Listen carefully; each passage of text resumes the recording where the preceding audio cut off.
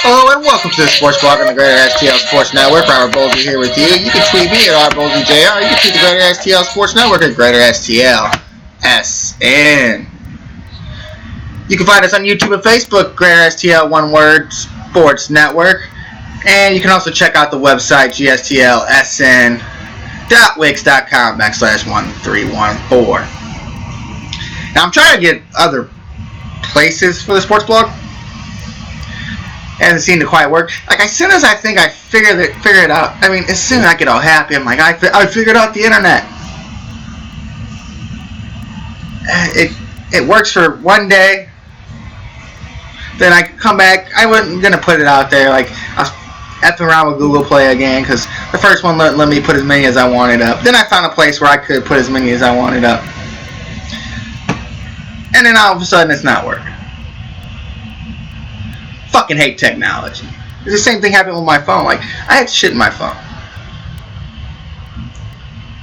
And it's not like it's a big deal. My phone was working, my phone wasn't working, blah, blah, blah. Taking shit for granted. Not having a phone would suck balls. But then I go through my phone and I lost pictures and stuff I was saving, and it just really ticks me off. And I have to get over it. I mean, it's not a big deal, but technology, And then, this is going to be the second of the same effing podcast. Because I thought I did something right. Obviously I didn't record it.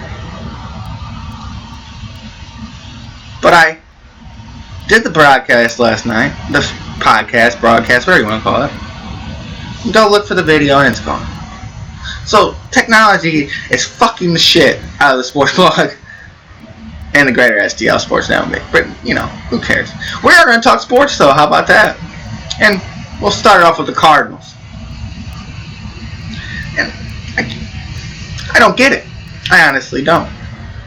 I really don't get how it's the same thing day after day after day, game after game after game after game. Every game. You got Piscotty running into the Ivy and the ball's 5 feet in front of him. You got Sierra running around thinking that he's a football player, running forwards and backwards and left and right. He's playing juke moves on the ball. In baseball, you have to catch the ball.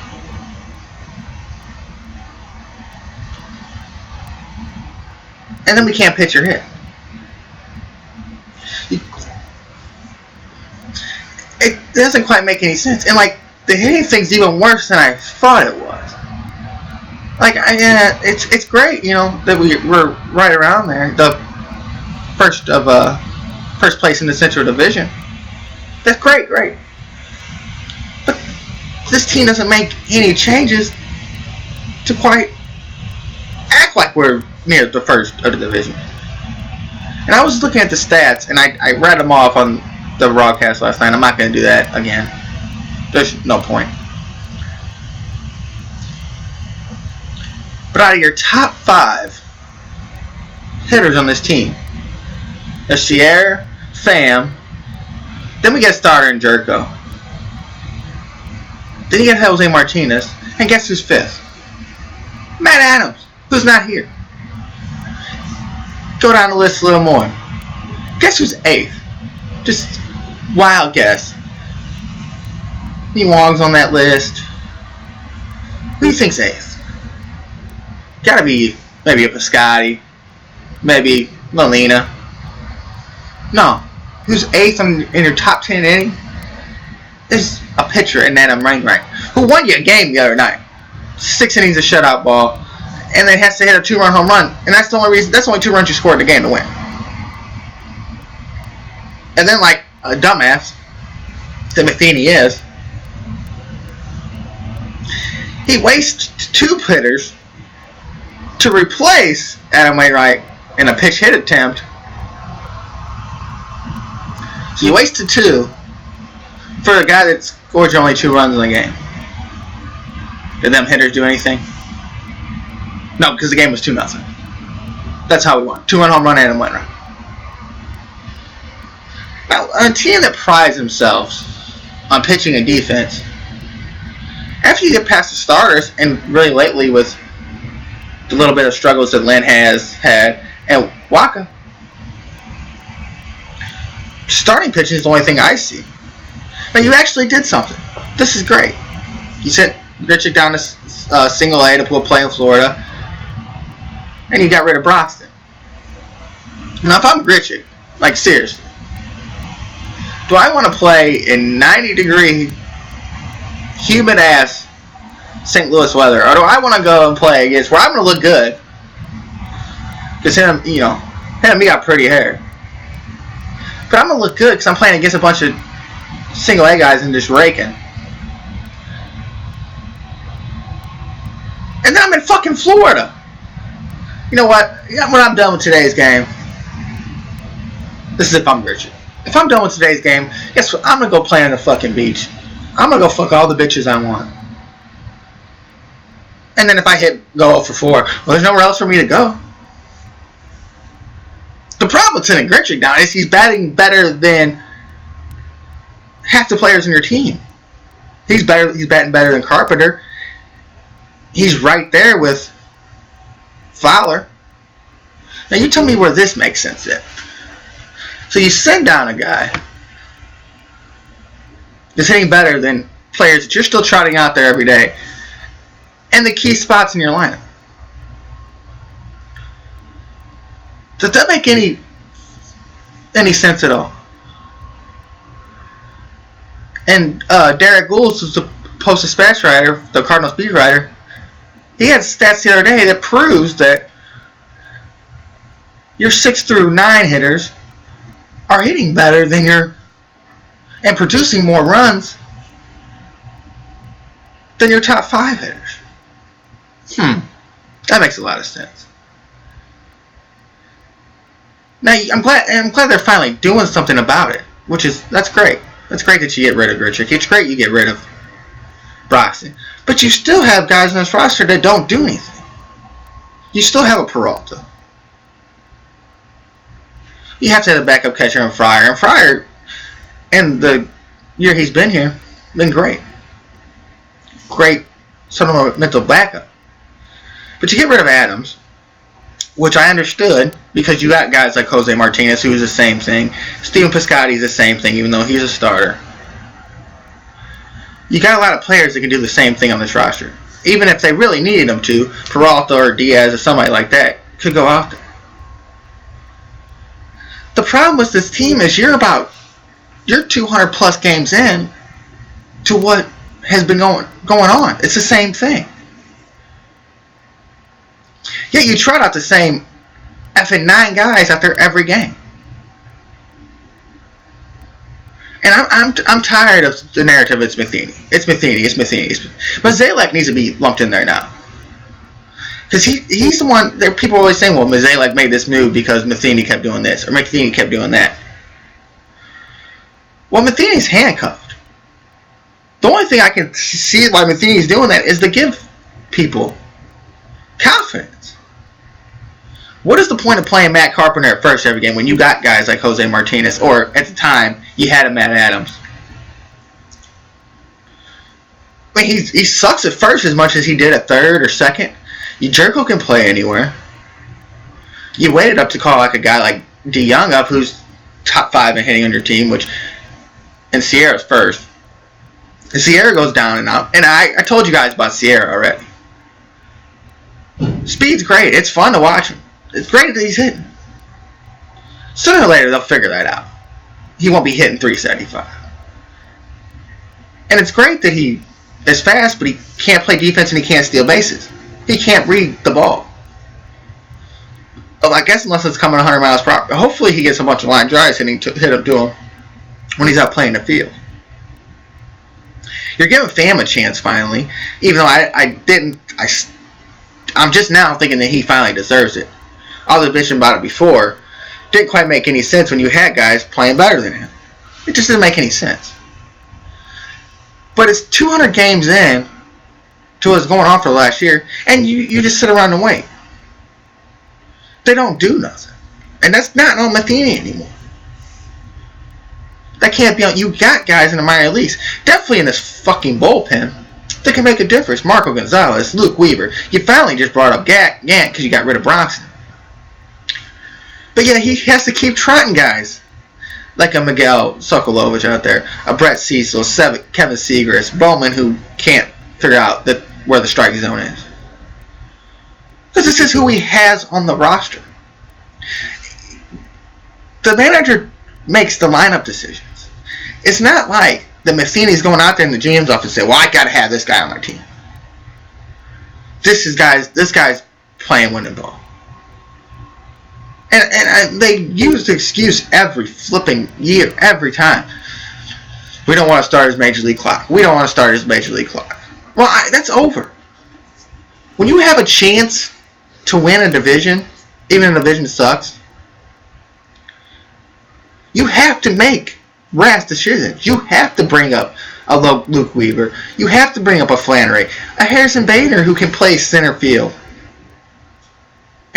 And even though they say he's not the best center fielder in the world, but he can play center field and he can hit. I don't understand why Steve Piscotty, who you put at first before, you've also thrown Matt Holliday there. You got a Jose Martinez. I don't understand why Wong's still in there. Other than he's one of the top hitters on the team, I understand that. But the defense sucks. Jerko's not much better, but he's a better hitter than Wong. I don't understand why Carpenter can't play third base and move Jerko around or move the Diaz around. It doesn't make any sense. It's like they don't even look at I guess we're just thinking Milwaukee's gonna fade. That's what it seems like. Or that the Chicago's gonna keep playing the way they do. Chicago's got a lot of good hitters and pitching. Their bullpen's still not right, just like ours. But they're gonna hit better than us. And we're just sitting back with, it is what it is, I guess. I really do hate. I don't understand.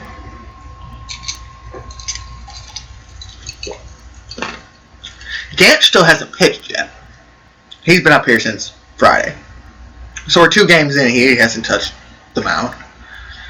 Why we don't throw Tyler Lyons out there? We just throw him out there whenever we're stuck in ass-hat situations. It doesn't make any sense. It can't just be Matheny. It's got to be the Mozeliak. Well, this is what this player's going to do, and this is what this player's going to do. And somewhere here, Mike's got to say, we're in this position to win this. You're not going to get a wild card team when this team's 500. If we go right, it would just be 85 wins. You got Washington and you got whoever wins the West. Let's just say the Dodgers. Well, Arizona's got the pitching and good hitting. Miller and Grimke pitching, a Chris Owens, a Paul Goldschmidt. And then in the East, you got the Nationals. No, there's not many other teams in the East that are going to give you a chance. The Mets aren't that great, but they have pitching. That's going to not go well for a team that can't hit when the Cardinals have to go play them. And Philadelphia and Florida don't really count. Sorry to say it. I hope that doesn't hurt your feelings. Philadelphia and Marlins. And I can't even think of the other team in the East. There's 5 teams. If you know, send it to me. But then what if Milwaukee stays? What if Chicago stays right around? You're not going to have a chance. You have to win this division to give yourself a chance. I would rather win a division, even if it's a shitty division, than go play in a one game wild card game. That doesn't make any sense to me. And they just sit back and do nothing. And and I don't know if they think it's like because we're the best fans of baseball that we're going to still just keep coming to games. And if they hover around first place, we're still going to be there. Sooner or later, people are going to figure this shit out. And you're going to get 30,000. And that's when then DeWitt's going to step in and be like, well, and with the, what's happening? And they just left it alone with Mozeliak the whole time. When a team is struggling like this, you have to make changes. And they haven't made changes except for these small changes. Now I'm finally glad they brought up Paul DeYoung. But in general, isn't he just another Greg Garcia? And then who do you send down whenever Jerko comes back at the end of the week? Because you're running out of players to play in center field, even though Piscotty can play center field and so can Pham. But you bring up Sierra, and I guess because they just think, well, nobody's going to go after him, and we can use his options up because we're not going to have him for a few years. That's got to be over with. You need a way to produce in this lineup. Because Fowler ain't doing it. What happened to his speed? What happened to his defense? What happened to him hitting? Leadoff guy preached. Oh, we got a leadoff guy now. We got a guy, and we can move Carpenter to third. And he can provide power and speed. He hasn't done nothing on the bases. We're a station-to-station team. If you're going to play with the way the Cardinals are playing, you need station-to-station players. And guys that produce runs. And we just don't do that. And it doesn't. They just leave them down in the minor leagues. And it's, we rebuilt it. Look how what we did when we had to bring up all these guys in AAA. We rebuilt our system. Well, rebuild it for fucking again. It's not like the teams, every team needs a first round pick. The Cardinals don't have one because of the Chris Correa thing. It's not every year. It's not just first round picks. I mean, what was Piscotty? I mean, Adams was a 20-something round pick. Guys change the way they play when after they get drafted and they get some coaching in. And we're going to sit back and just take it. Take being close to first place. Just take it. It doesn't matter. Because we're playing good enough for them, I guess. Now, when the fans stop showing up for the games, what are they going to do then? Are they just going to keep sitting, because according to Forbes, we have the most money in baseball. Well, we'll just keep making money because we got this $1 billion TV contract. Like, if it's fucking rebuilding year, tell us it's a rebuilding year. Quit telling us it's this and that. Oh, we're not rebuilding. We went out and got our center fielder. We went out and got guys. Well, you went out and got a shitty relief pitcher who hasn't pitched that well in Cecil. And then Dexter Fowler. What else did you get? Now you've lost your left fielder. Cole Wong can't stay off the DL. There is guys out there to go get and spend money on, even if you have to overpay. Like a Justin Turner. Would you rather play in St. Louis or Los Angeles? LA. If you pay me right, though, I'm going to St. Louis. Because in the wintertime, when we don't play, I'm going to go to LA. But guess what? I'll be down in Florida, and then at Roger Dean Stadium, and I'll be in St. Louis during the hot-ass fucking summer. And I'll produce. And I understand that they thought that they had the third baseman in Peralta. Get over that money thing. Get over it. $15 million. Bye. Go do whatever. Go play wherever you... Go back to wherever you want to go. If you get signed, you get signed. Whatever. We're going to pay. Get over it.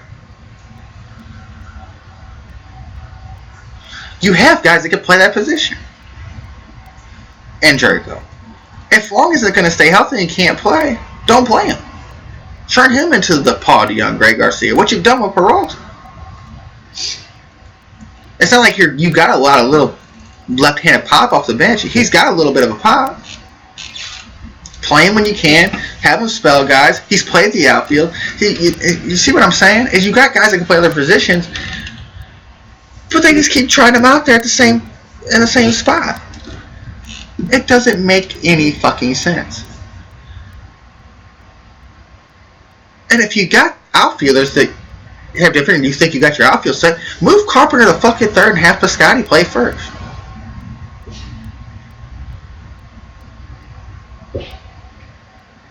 It's like they're stuck in this little bubble that they created. And they don't want to pop the bubble. It's time to pop the bubble. You're 2 months into the season. It's sitting around doing nothing's over. And to leave guys down there that can make a difference on this team, or not using guys that can make a difference on this team, that's got to get over with.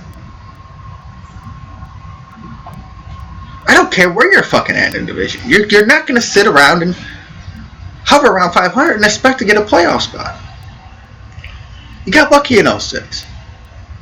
You got lucky in 2011. You're lucky there was a wild card in 2011.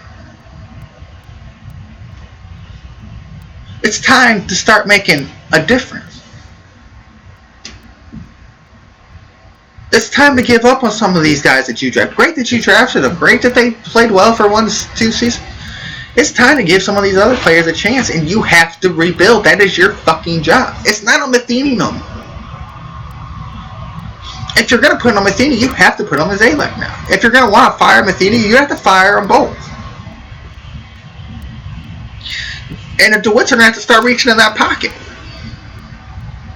And they did a little bit with Broxton, but he didn't have like some amazing fucking contract. I mean, at the most he could have been making was $5 million a year. And I think it was over than that. I think it was around $3-5. So that's nothing. I mean, how much do they make a year? It's a $1 billion contract. That's nothing for just TV. And then like concessions and all that. This team makes money. Ballpark Village. This team makes money, but we don't spend it. I don't know what better we got to spend it on. It's a dumb narrative to think that this is going to get better. It's not. And maybe it will get better with certain guys. Maybe Fowler comes around. Maybe Carpenter comes around. Piscotty comes around. The problem is you need a team. This team has to have 3 or 4 players in one game produced to win. And they don't do that. And you're going to have to start putting guys at the top of this lineup to produce, because 6, 7, and 8 should not be your team leaders in RBIs or run production or any of that. You shouldn't have a pitcher in your top 8 of your team in batting average. Unless he's Madison. And it's to understand that Wainwright's a great hitter. But he shouldn't be up there. You should not have to look at Adam Wainwright and say, huh, he's a good enough hitter to be in the top 8 of the team. He doesn't have enough at bats. Number 5 should not be fucking Matt Adams. Because Matt Adams doesn't play here anymore.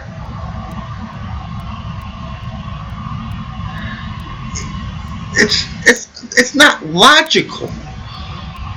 And they keep saying this, well, we'll come around. Take the bow tie's doing something to your brain, bro. Take that motherfucker off. Get some better fucking glasses, because you ain't seeing what I'm seeing. And I see the same thing every game. I don't have to be and watch the team or watch spring training or to see it, because they put 162 games on TV. So I don't have to be anywhere else to see it. I can sit on my couch and see the same fucking shit and tell you it's the same thing. You can't tell me nothing different. Look, we were so smart for bringing Sierra up. Look what he's done. Well, he can't run. He can't steal fucking base. That doesn't make no difference. He can't catch a fly ball. He can't judge the ball. And I'm not going off the one time he's missed the ball in Chicago yesterday. I'm going off all the other times where he goes back on the ball, then he comes in on the ball. He's not a very good judge of the ball yet.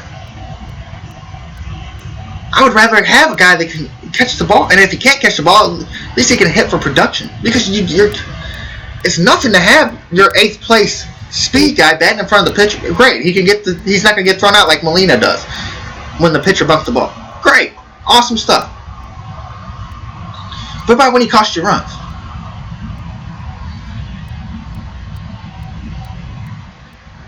Having Piscotty out there when he isn't the best defender.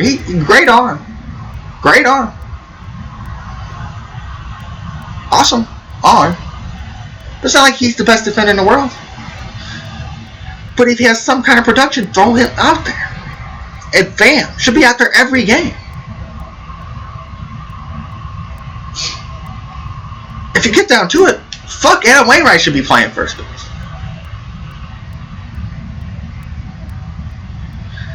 It any sense to keep running the same thing out there. You've had a large enough sample size. It's 200 plus games of the same fucking thing. Ozzie Smith can train, he has, but Ozzie Smith isn't out there playing shortstop. It's done. It's over with. The parade's over with. The same fucking narrative, defensive pitching is over with. Marco Gonzalez, Luke Weaver, John Flaherty, finally John Gant's up here. Use Tyler Lyons. Get over it. Guys are allowed to stay in the minor leagues for their whole career. Look at Jose Martinez. It's over. The balloon party's over. Start popping the balloons. It's over. Pop the fucking bubble. Break out of yourself. Take the bow tie off. Put a real fucking tie on. Look like a regular fucking GM. And do something. Stop giving me the same BS line. It'll come around. I wish I could sound like Mazzilli. And stop blaming it on Matheny. Stop blaming everything on Matheny. I don't think Matheny and Mozeliak like each other, to be honest with you. So people can stop blaming on Matheny now. If you want to fire somebody, fire both. That's all I can say. Because Matheny has to give guys confidence somewhere. If he's going to have these players, he has to give them a chance to gain some kind of momentum. If this was what Mozeliak's going to give them, and then when Matheny might overuse guys and stuff and Mozeliak gets rid of them, that's the one problem with Matheny. But he has the guys in the roster, and he doesn't make the roster decisions. That's what the goddamn GM's for. So it's over. It's time to stop. We're not believing in it. I'm not believing it. If I was smart enough not to believe it, because I'm not the biggest smartest guy in the sports, I probably couldn't go out there and be GM. It's time for everybody to stop believing. It really is. And hopefully they do something about it. Alright, we'll talk a little hockey. And it's not something to talk about. The Blues bringing in some coaches, Steve Ott, Barrett Jackman. It's nice to see some old players here getting the chance to coach, I guess. Does the assistant coaches really matter all that much, though? Like, it's great that you're going to see Steve Ott and Barrett Jackman, and Brett Hall's always running around, and Broder's your assistant GM. Does it really matter? Like, I understand it's just like, I guess you can tell players what they see, but it's a defenseman and a tough guy. You're gonna tell Tarasenko go out there and start hitting? I don't think that's gonna work, bro. But it's nice to see guys who played for this team on the roster. I don't know if it's something to maybe get fans hyped up about. I kind of think that's what it's about. Oh, look, we're bringing in these former Blues players. We're going to think they're going to be good. Look, St. Louis, we're keeping it in home. Whatever. You want to talk the Cup Finals? 2-0 Pittsburgh. I think there's a game tonight. Pittsburgh kicking that ass. Makes the Blues look not as good. You always want the team that beats you to win the Stanley Cup, in my opinion. Like when the Sharks beat us last year, I'd rather have the Sharks win just because it makes us look better. Like, we lost to the Stanley Cup champions. How can you be mad at that, people? Now, if you want, we lose to a team that gets their ass whooped for 4 games. Then we look at it like, oh man, if we would have made it, we would have our fucking asses kicked for 4 games. But there was a funny story, and it's old if you heard it. I don't care. It's my show. But this is from USA Today. And a Predators fan did something in Pittsburgh. A Nashville hockey tradition made its way through the Pittsburgh on Monday night, and a catfish caliber became an instrument to a crime. Pittsburgh police said a Nashville Predators fan threw a catfish on the ice during Monday's Game 1 of the Stanley Cup Finals and is being charged with 3 misdemeanors in connection to the incident. According to police, 36-year-old Jacob Waddle of Nolensville, a suburb about 30 miles south of downtown Nashville, bought a catfish in Tennessee and vacuum sealed it, put it in his compression shorts, and removed it in a men's room at the PPG Paints Arena. They have the worst fucking names for arena. And like, did you hear about like AT&T was talking about buying the naming rights for the LA Stadium? Are you gonna have 2 AT&T stadiums? I guess you could put it in DirecTV. I don't. Dish TV. I think they own Dish TV now too. Smart. I mean, AT&T. Rock them. At 9:30 during the second period, the catfish sailed over the glass around the ring and flopped onto the ice. Police say. The tradition of tossing catfish on the ice in Nashville began in 2003. It's Nashville's take on the Detroit Red Wings tradition of tossing octopus on the ice in Michigan. At the time, it took 8 wins to claim the cup. Octopus have 8 tentacles. Thanks for the marine knowledge. According to Metro Nashville Police Department, no one else has been cited for the predator pastime in the last 14 years. Police in the Steel City escorted Waddle immediately from the arena and charged him with disorderly conduct, disrupting a meeting, and possessing an instrument of crime. Calling himself Catfish Jake, Waddle took to Twitter, boasted Tuesday about his toss, and thanked the Nashville-based bar owner Losers for agreeing to pick up any fines levied against him. He tweeted that he bought the fish to the game from Nashville. He also told WSMV in Nashville he ran over the catfish with his truck to flatten it out and shoved it down his shorts. Shortly after charges became public Tuesday morning, legions of Nashvillians pledged to help Waddle. A handful of Middle Tennessee fans created a GoFundMe campaign on his behalf. Several Metro Nashville Council members also took to Twitter in his support. The Tennessee Bureau of Investigations also expressed its confusion about one of the 3 charges. There was even an offer for free legal help. Nashville Councilman Freddie O'Connell said he asked the Metro Council office to draft a resolution requesting that Allegheny County, Pittsburgh, where Waddle was charged, pardon him. This is phantom, O'Connell said. If we were going to escalate to this point where people are having fun in the sports arena and a little prank becomes a serious charge and carries with it a fine, maybe it's time to de-escalate that and let fans be fans. Nashville-based lawyer and former assistant prosecutor Rob McGuire offered free legal representation.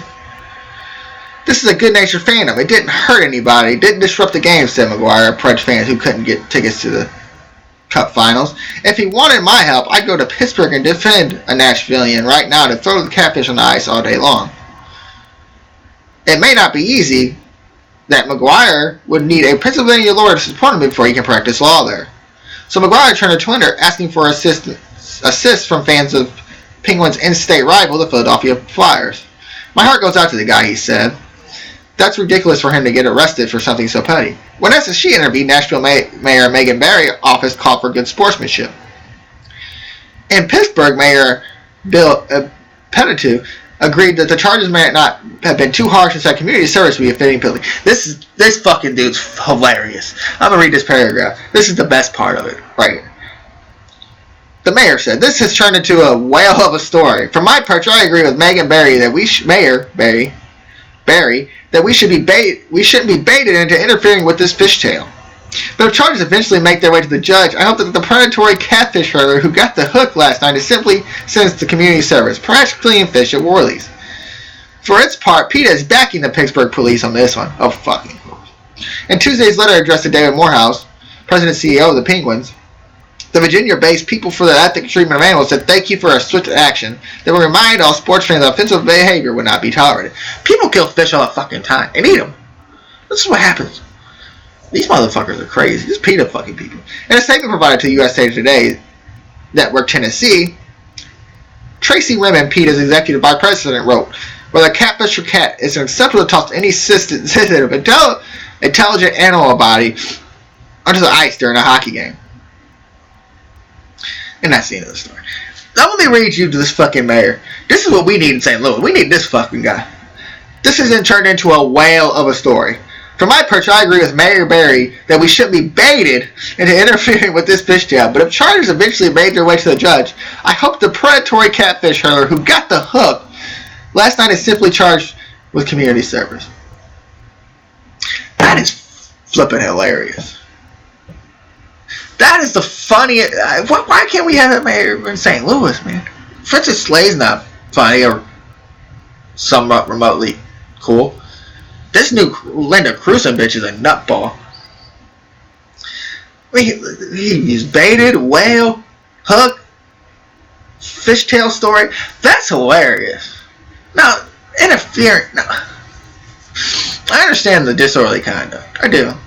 I do. I understand. Like, if you didn't think you were getting in trouble, I don't know if Pittsburgh was down and the police are pissed off, but if you didn't think you were going to do that in a game in Pittsburgh and not get in somewhat trouble, you're a dumbass. Disrupting a meeting? What was the meeting? What the fuck were they having? I said it didn't interrupt the game. It said during the period, though. So, I honestly don't see what the big deal is. No, if you gotta get charged with the crime, you gotta get charged with the crime. Let them do community service in Nashville. But disrupting a meeting and using an instrument of crime? A fish? Is an instrument of crime? I'm scared to go fishing now. I really am. Is that an instrument of crime? Is my fishable going to be an instrument of crime if I kill the fish? You know, Peter's going to be mad. Because nobody goes fucking fishing. Nobody eats fish. Dumbasses. That's the type of shit I'm talking about. That's the type of shit that pisses me off. But, I mean, he had to know that like something bad was going to happen, right? Like, it really, three crimes, that's ridiculous. He threw something on. Like, the kids that got taken the ball and the dad, they got to go back to their seats at least the other night. They didn't even, if you get charged with something, you got charged with something for touching the ball. You got to, pay attention. They could at least, they didn't have to get them charged with 3 times. They could have let them, hey, you can't go back down to where you are close enough to that fish. You got to go sit in standing room only or watch the game from here. That would have been enough of a crime. He wouldn't have done it again. I can almost promise you that. I mean, them tickets had to be fucking expensive. But an instrument of crime and disrupting a meeting. Come on. Disrupting what? A hockey game is going to go to 1,500 commercials anyways? Hey, come on. Pittsburgh must have been down at that time before they went like for 5 goals on 12 shots or whatever they did.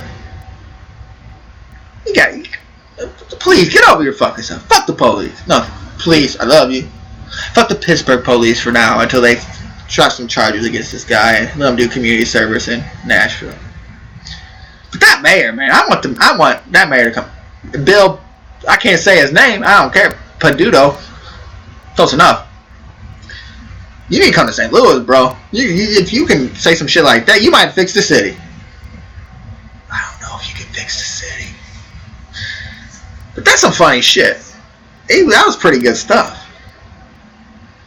You can throw a catfish or a cat on the ice, though, Peter. Who gonna throw a fucking cat on the ice?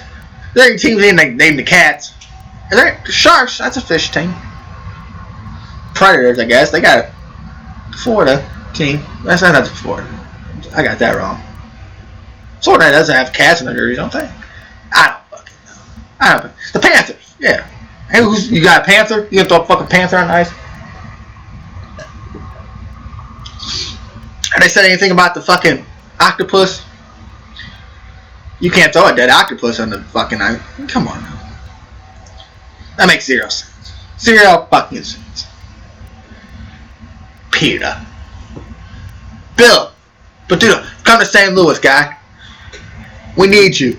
We need some comedy in this town to help save the city from killing each other. We had some NBA talk. The Warriors kicked the ass of the Cavaliers. But this story is even better. Ben Gordon was arrested and taken into custody Thursday morning, according to USA Today's AJ Perez. TMZ reports Gordon was arrested after he pulled the fire alarm in his apartment complex while locked out.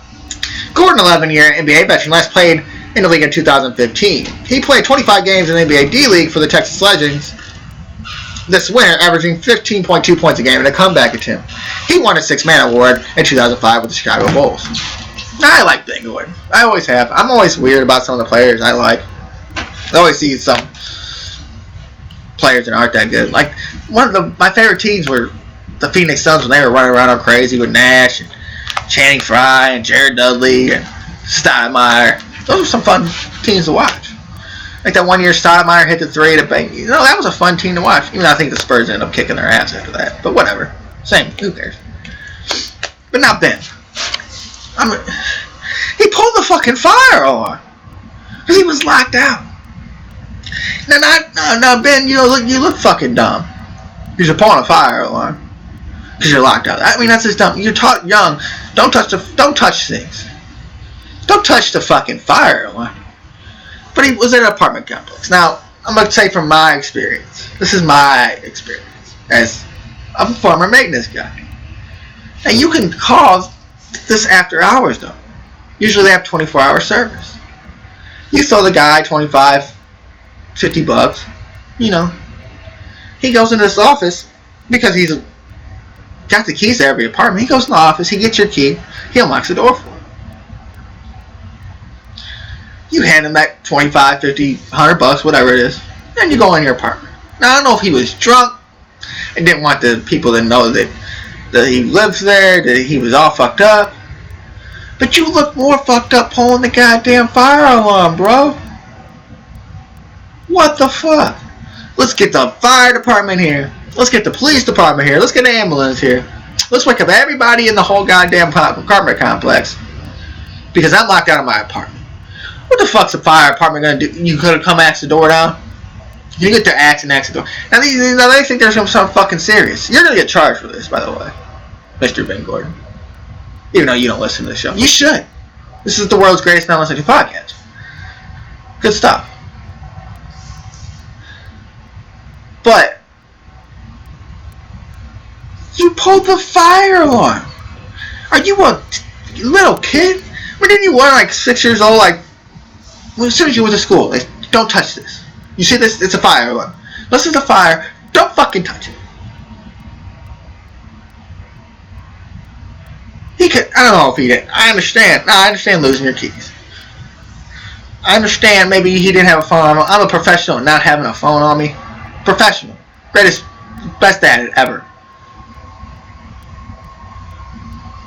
You pulled the fucking fire alarm. You couldn't knock on a neighbor's door and actually use the phone or anything like that. You're gonna say, well, let's wake up everybody in the fucking complex and say, hey, you hear the fire alarm, Ben? What's going on? Oh, I pulled it because I'm locked out. The police are gonna come here and kick my door in, I guess. Because in the long run, you gotta pay for that. Let's just say that the police came there and kicked your door in. You would have to pay for a new door, which is much more money than having to go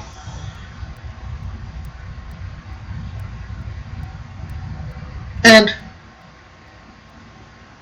calling this maintenance guy and paying him at the most $100 to come out, and he'll do it for free because you're gonna get paid overtime. And you claim an hour in overtime. If you're coming in, you gotta claim an hour. You know, you gotta get your drive time in there. You walk in the office, you grab the key. The maintenance guy walks over to you and says, "Here, you want to unlock your door? You need a copy of the key? I'll go make you a copy. I'm here anyway, so let me make you a copy of the key." And this is all over with. Yeah, you got the police and the fire department and the goddamn waking everybody up in the goddamn room. No, he's probably out getting fucked up. Like these NBA players, they seem. I mean, any sports players really, but you see them more in the NBA and NFL.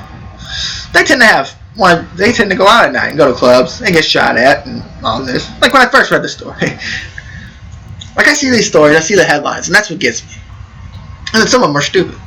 And then some of them, and you see this story was fucking 5 lines. I did a lot better at reading, which is good. Now we got another story later. 2 more stories. So hopefully I'm way better at reading. And that's what gets me on weird news is I'll go read a story and it'll be like 10 lines. And I can't use this on weird news. I can't, I don't want to have a bunch of stories. I don't want to have 10 fucking stories, 5 lines each. I kind of like going in 4 or 5. Try to get some St. Louis ones in there. You tell me where this, like, even remotely was smart at. I understand getting fucked up and losing your keys and losing your phone. But to pull a fire, like, what was his thought when he pulled the fire over? I want to know what he was thinking. I'm not pulling a fire alarm. Number one, I'm not bringing the whole fucking task force because I'm locked out of my apartment.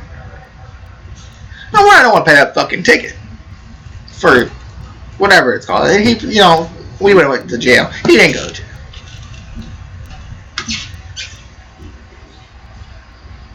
But bro, you're old enough. What are you, 11 years in the NBA? And he hasn't been there since 2015, so that's 2 years. So he's 32 years old. I'm 30 years old. I ain't never pulled a fucking fire alarm in my life.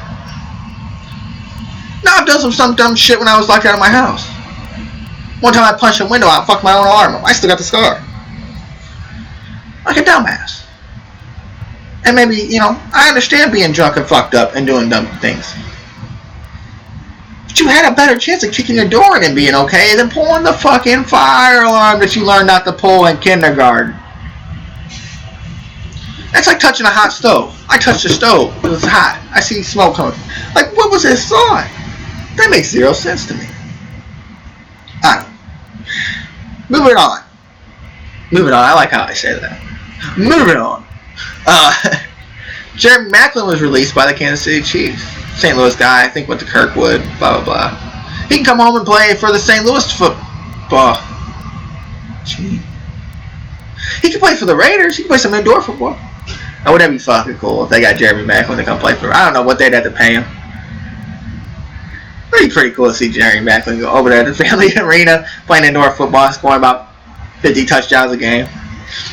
But I thought that family arena for sure. You wouldn't have to fucking be the free ticket eat no more. Took my fucking football away. Fuck the Rams Weekly. I got another one coming too. Just because I did it last night, I'm gonna say it again. But find another story from the NFL. These fucking players that do this shit are dumb. It's all over the fucking place.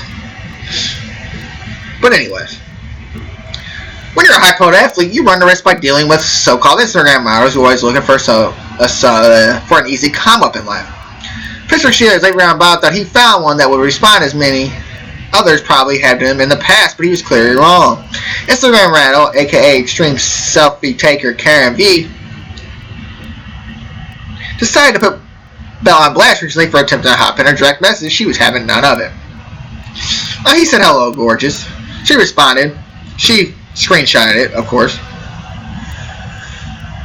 I would never understand why dudes are actually, especially those ones with girlfriends, even try. Truly makes me sick. Yeah. Doesn't he have a beautiful baby with a beautiful girl? And of course my phone fucks up. Always good when the phone fucks up.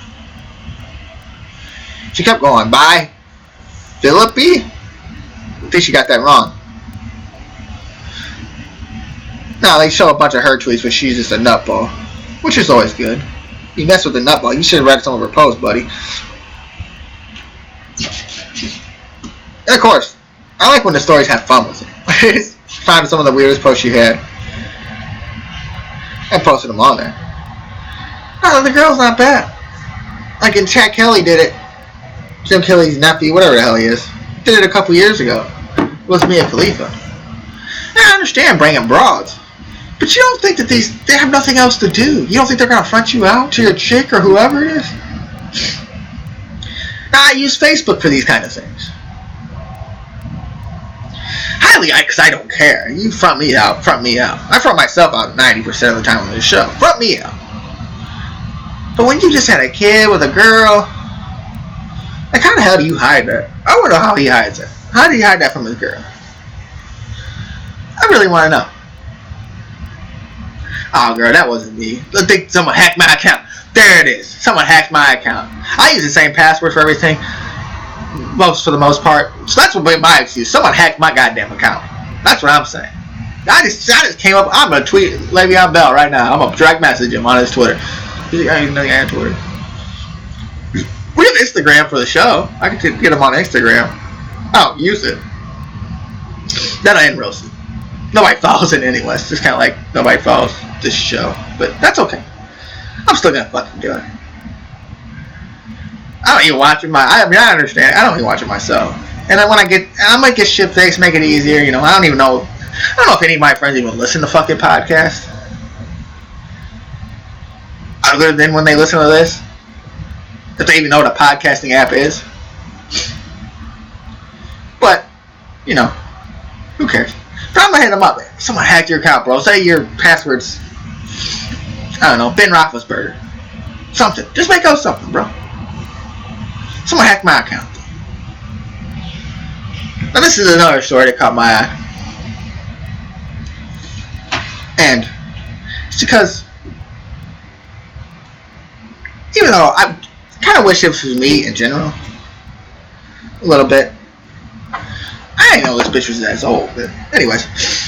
Billy Falou, we're going to call him Billy from here on out, says he still loves former school teacher turned wife, Mary Kay Letourneau, but being married to a registered sex affair is simply bad for business. That's the funniest thing I ever heard. Billy said he and Letourneau are still happily together and we merely filed for legal separation for May 9th because he believes it will be easier for him to get licensed to sell cigaweed, marijuana cigarettes. And this is this great story. It's not necessarily what you think, he told the website of the separation filing. When you want to get licensed, I do background checks on both parties. If I decide to be a part of it, I have to be licensed and I have to be vetted, and so does a spouse. She has a past. She has a history. Letourneau, now 55, served 7 years in prison for having sex with Billy when he was her 6th grade student in 1996.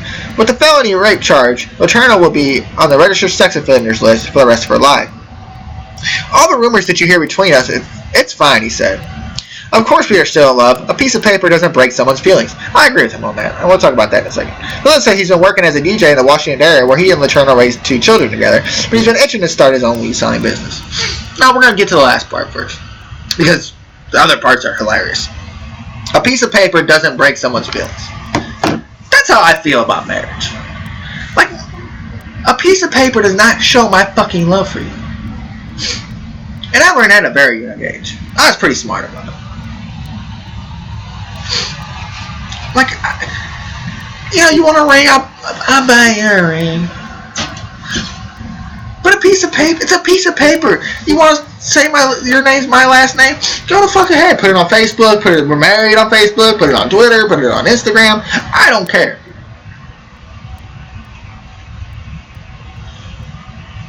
You get married to me, and I'm gonna change your whole fucking life. You bitch, that piece of paper's telling you married to me. You do what I. So see, I would take it to a whole new level. Anyway, but marriage is just a piece of fucking paper. That's all it is. It's a piece of paper that we both signed and got notarized. I had to get a lot of fucking things notarized. To buy my trailer, I don't have no more. I miss my home. Anyways, still my name. But to buy the house, you have to get papers notarized. To get a car title, the other day, I had to get a piece of paper notarized. You have to get things notarized. That's all it is. It's a piece of paper that's notarized. Someone stamps it, signs their name. You guys are married. That's bullshit. That's complete and total BS. That's all it is. That's what marriage is. It's a farce. It's a farce to make you believe something that ain't fucking there. If you really have to go get married, then you don't love that person. If my love is validated, like the Metrolink ticket, validated by that stamp and that person signing it, then we don't fucking love each other. I'll do for you and however. Like I was cooking the other day. I would break the fucking house down. Now I don't have a problem cooking. And this hair, girls, you're missing out. You want me to come cook for you and you see this hair every day? rbolzjr314@gmail.com. But anyway, I would burn the fucking house. Don't leave stuff cooking to go smoke a cigarette. Because you can burn the house down. But don't pull a fire alarm unless you're burning the house down with shit. I'm trying to kill people and I'm trying to burn the house down. You just got locked out, you stupid motherfucker. But anyways, if I have to have a piece of paper to tell you that we're together, I don't want to be with you. I honestly don't. And I've told every girl that ever brought it up. Ever said anything about getting married. No. Why? You give me a good excuse to get married, I'll give you my reasonings for that. Give me one good excuse. You can't find a good excuse other than I get your last name or other people know. Fuck other people. Really, fuck other people. If we're together, we're together. And blast it out. Take my last name. Change your Facebook name. People think you're married then. Put your married on Facebook. Who's there to believe? I mean, nowadays, you have to go to the courthouse either way. Since some people don't even have fucking weddings. They don't have receptions or go to, I mean, that's the way I would do it anyways. If I was going to get married, which I'm not. Maybe. We'll see. We'll see if I get old and get lonely, you know. If, I'd go to the courthouse, have a reception, and go and just party all the fucking time. There's no point. Nobody needs to see that we love each other because I'm in a tux and you're in a ground. They can see we love each other by being together. And I'm telling you right now, marriage usually comes when people feel things are falling apart. And I think that's highly true. And And the piece of paper thing makes it even worse because I really started believing it when I'm 25, 26, however old I was, and my parents got divorced, and within a year they're back together. That piece of paper meant nothing. Either way, they got divorced. I'll have a piece of paper. And a piece of paper was divorced, they're back together. It's a piece of paper. We're in a different tax bracket now. I'm cool. Instead of suing one of us, they can sue both of us. I'll just put everything in my name. They can just sue me. That'll work. That works for me. I like everything in my name. Sue me. I don't need all the other bullshit. Oh, why aren't you guys married? Why are you married? Why did you need a piece of paper to validate you? And that's just my thoughts. It's a farce. It's politics, it's religion, marriage, same thing.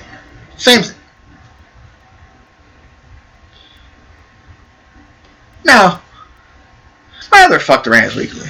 There's a fine little teacher. In 6th grade, 96. I was 9, so I was probably in 4th grade. So she wasn't around. But it was only a couple years later, I was in 6th grade. And I don't remember what grade she was in. She was in middle school at least. She was there probably the whole time. But Miss Freeze, man. Now, I might have had to think back then about marrying her. Nah, I was probably smart enough. And back then, not to marry her. But I don't know if I'd have been scared to hit on that shit. Probably haven't hit puberty yet. 10, 11, 12 years old. So, hey, Miss Freeze, you look so beautiful today. I would have been kind of embarrassing.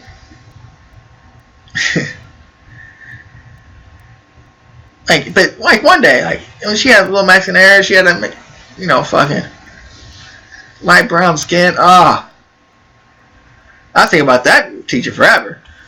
Maybe she's single now. Maybe I need to go hit up the middle school, see if she's still around. But she wore an LA Rams shirt today. This is like she was predicting something. And people were making fun of her. And I was like, leave her alone. It was represent where you're from, Dave. We're all wearing fucking Cardinal shirts because we're all fucking losers that believe everything they say. The B-fibs. But, no. It's fuck the Rams again because they had to get my fine-ass teacher to make fun of. And I don't want to. I want to defend her. I still want to defend her. You need some defense, Miss Freeze. Come over here. RBOZJR314@gmail.com. But fuck the Rams for making fun of that fine ass girl. She was fine. And she wasn't one of these bitchy ass teachers either. She was, they said, you can learn Spanish class in middle school. Who's teaching it, Miss Freeze? I want to learn Spanish. Right now. Yeah, that'd be one of my no, I don't need recess. Let's just go, or gym. Let's just go, Hunter, I want to do Spanish, and I think she taught language arts or something, English, something like that. She taught Spanish and I don't know, that might not be right. I think she did. I think she taught Spanish and English. I want English and Spanish classes all day long. I can't speak that well anyways. I want some English and Spanish classes all day long, be a Miss Freeze. But fuck the Rams for making her get fun of. That's 2 fuck the Rams. I don't need another one this week. But the funniest part of the story is what he started off. Billy says he loves former school teacher turned wife Mary Kendrick, that being married to a registered sex offender is simply bad for business. I want to say that. I want to get with the chick just to say that. I don't want to. I want to just whatever she did. She got felony for robbing the store. Being married to a robbery bitch is simply bad for business. Being married to a sex offender is. He's selling weed. He tried to sell weed. And he's saying that sex offender is bad for business. And I understand they have to bet. If you're married, they got to vet both of you, blah, blah, tax return. See why you can't get married? Fucks up your cigar weed business. But he literally said, married to a sex offender is simply bad for business. I want to say shit like that. If I'm married, that's the shit I want to say. Right now. If I get married, that's the shit I'm saying. Being married to you is simply bad for fucking business. Holy shit. Hilarious. I don't know if I'll ever get over that statement. That might be the name. Being married to you is simply bad for business. That might be one of the new shows when I change everything all up. And I do 5, 6 different shows because nobody wants to come hang with me on the sports blog in DeSoto. But you can record podcasts from your fucking house on your phone and send them to me, and I'll do all the work that I do now. But anyways, I'll do all the work, you just record it and talk shit. Or mostly JR314. Or GSTLSN.wix.com. Being married to you is simply bad for business. To sell weed. I want to sell weed and then look at my wife and say, I can't sell weed with you here. We need a break so I can sell my weed. Oh my god. I do agree with the little piece of paper thing. Piece of paper don't validate shit. It's a fucking piece of paper. Getting married. But we'll stay on the drug thing. Police and this is what St. Louis never quits. They don't quit. They don't fucking quit. Los Angeles. And I said this story. I'll talk about it. Police and federal agents made a on Wednesday a series. I did that yesterday too. Police and federal agents made on Wednesday a series of arrests here in Chicago and on the East Coast is an investigation of illegal cigarette and synthetic marijuana sales. In all, 35 people were indicted on May 24th on various charges including conspiring to traffic and contraband cigarettes, conspiring to distribute controlled substance, and money laundering, the U.S. office said. About 30 of those have been arrested as of early Wednesday afternoon without incident, Assistant U.S. Attorney John Ware said. 23 locations, including stores and homes where their owners operated, were raided last week. Among those markets are Northway Market on West Florissant Avenue, Six Stars Market, Riverview Boulevard, both in St. Louis, and Molly's Market, West Florissant Avenue, and Country Club Hills. Some of those incidents brought cigarettes in St. Louis used convenience stores they owned to ran to create appearance of legitimate cigarette purchases, prosecutors said, and then sold them in higher cigarette tax areas like New York and Chicago without paying taxes there. The profits were larger through the store's accounts, they said. A handful of stores sold synthetic drugs, often known as K2, prosecutors said. Conspirators both bought drugs and manufactured them using chemicals imported from China, Ware said. Ware said the conspirators used slick packaging and names such as Sexy Monkey to lure customers. Assistant U.S. Attorney John Mantovani said that I'm bad with names. Said they also sold the drugs in single-use condiment-style paper cups designed as cheaply as possible to sell to people who are really addicted to this stuff. This is drug dealing, he said.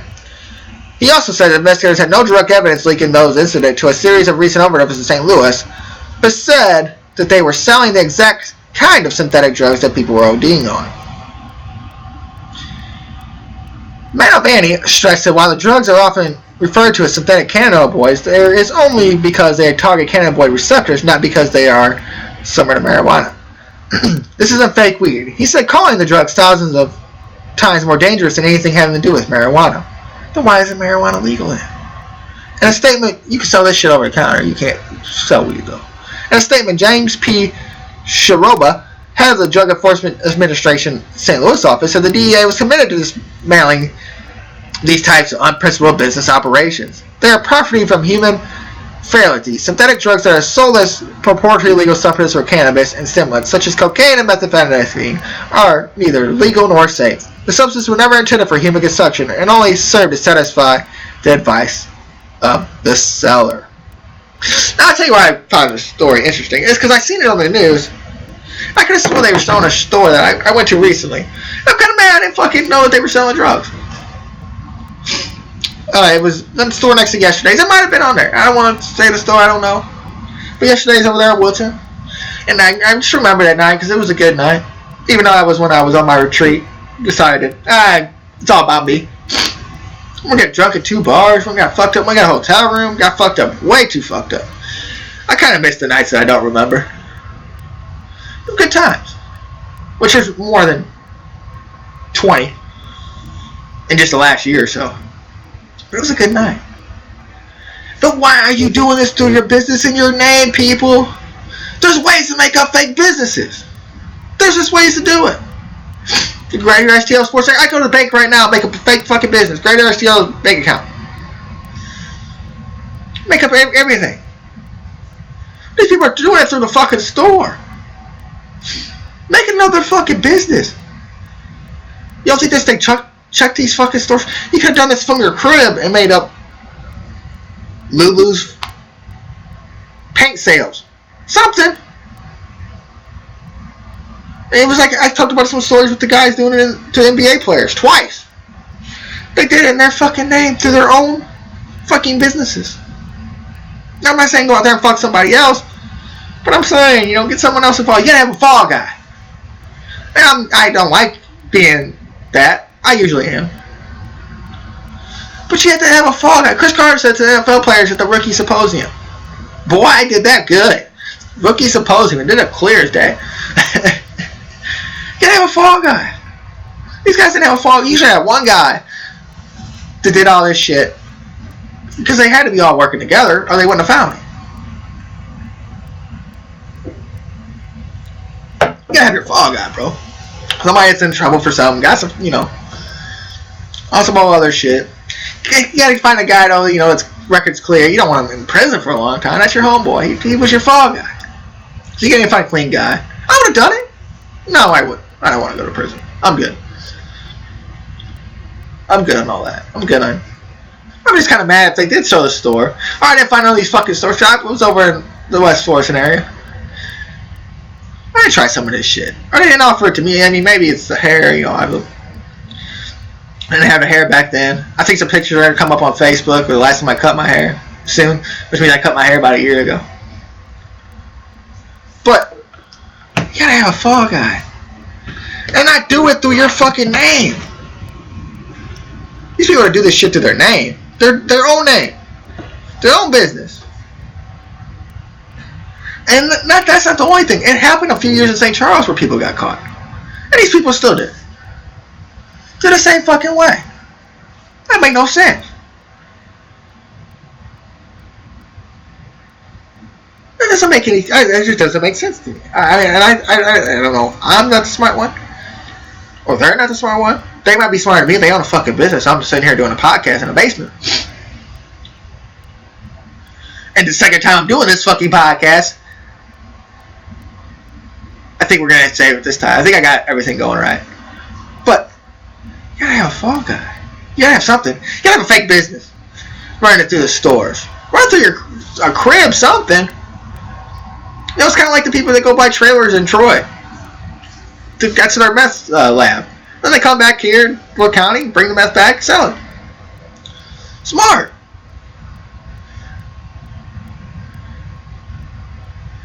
You can. That's so St. Louis, though. That's just about as St. Louis it can get. And maybe I'm in St. Louis again saying I should be the fall guy. Motherfuckers probably would have snitched anyways. That's St. Louis to get too. Snitching ass. No, I'm just playing. Love St. Louis. Miss being in my homeland.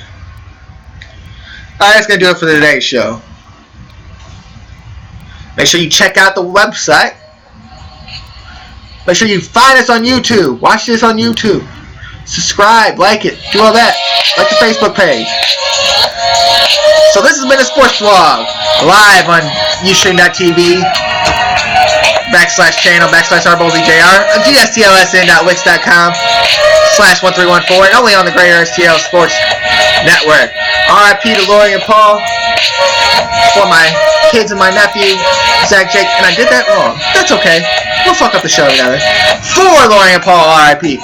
For Matt, Zach, Jake, and Joe. This has been a sports vlog on the Greater STL Sports Network. Love you, Grandma.